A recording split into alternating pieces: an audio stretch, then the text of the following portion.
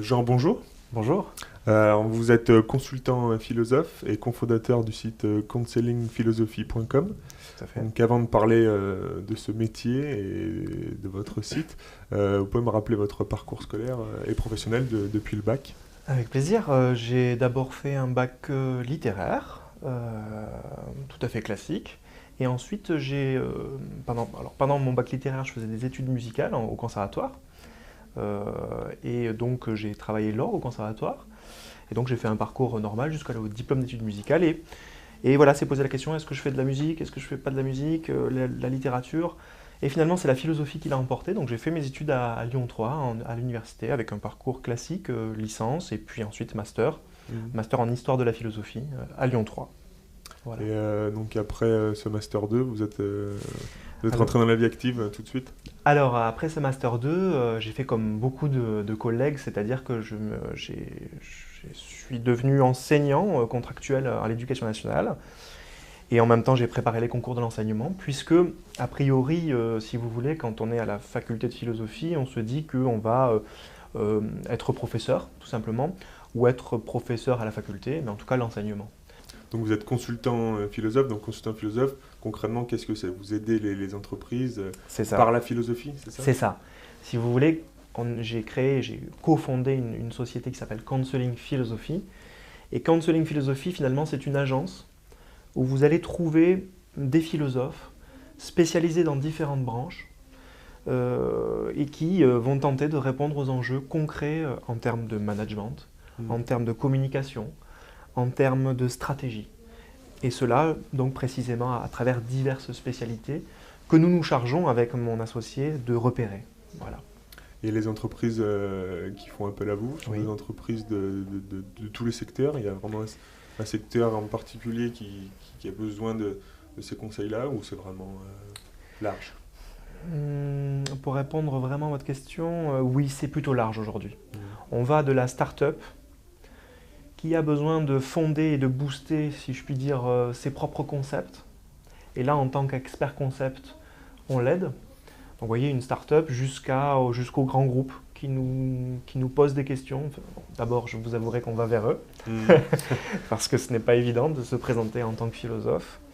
Mais une fois qu'on les a rencontrés, ils nous posent des questions. Et là, si vous voulez, on crée un petit un laboratoire d'idées privé, philosophique, pour eux, et pour résoudre leurs problèmes, précisément en termes de management, en termes de stratégie, en termes de communication aussi. Voilà. Et ce site, donc, il existe depuis combien de temps exactement? Nous existons depuis un an et 2 mois. Oui, c'est ça, 1 an et 2 mois. 1 an et 2 mois. Et donc, il y a 1 an, vous avez participé au concours GEA, donc Jeune Entrepreneur de l'année. Vous pouvez nous raconter un peu cette expérience? On s'est dit, ben voilà, on va tenter l'aventure, c'est-à-dire qu'on a tenté de se rendre visible, finalement, et d'avoir l'aval à la fois de nos pairs en philosophie, c'est-à-dire à la faculté, puisque finalement notre concours était organisé aussi par la Fondation pour les universités de Lyon, et on avait en face aussi le Crédit Mutuel, qui donnait une enveloppe, donc évidemment aidante. Et donc là, il fallait se rendre légitime. Pour nous, c'était vraiment très important de se rendre légitime vis-à-vis de nos pairs à la faculté, pour ne pas perdre, si vous voulez, l'aspect théorique des choses, dire on est des philosophes, et on ne fait pas de la philosophie, si je puis dire, au rabais.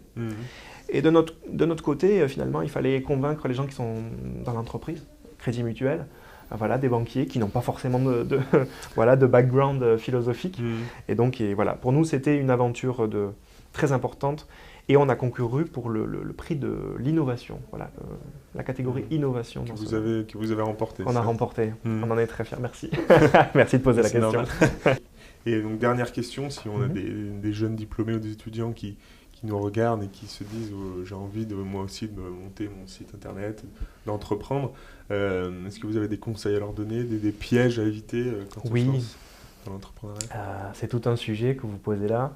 D'abord, la première des choses, c'est ne jamais rester seul, puisqu'on a un premier réflexe et qui n'est pas le bon quand on a un projet d'entreprise, c'est qu'on veut que ce soit notre projet d'entreprise, qu'on possède et qu'on garde. Vous voyez, il y a cette petite idée de possession qui fait du mal au projet. Ouvrons le projet à d'autres, exprimons-leur nos pensées et les autres vont nous enrichir. Donc, ne jamais rester seul. Et enfin, si ça a pu marcher pour des gens comme nous, c'est-à-dire des philosophes, je pense que ça dit quelque chose, c'est-à-dire que ça dit d'abord que, il faut mettre du sens dans son projet, toujours garder comme idée que quel sens je donne à mon projet, quel sens je donne en termes de société, de vision du monde et de vision de la société pour demain. Et dernière chose, garder confiance, endurer, c'est-à-dire avoir le courage, un certain courage d'être. Il y a Paul Tillich, un grand philosophe, qui disait mais il faut avoir le courage d'être dans la vie, c'est-à-dire le fait d'endurer les obstacles. Et là, je vous garantis que voilà, il faut garder ce courage, cette confiance en son projet et en soi.